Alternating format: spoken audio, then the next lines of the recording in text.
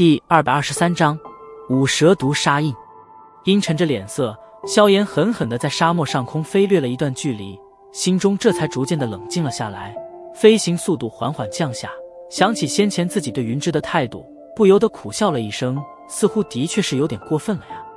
人家好心帮忙介绍修炼地方，也是为我着想，哎，真是莽撞了。手掌轻拍着额头，萧炎轻声叹息道。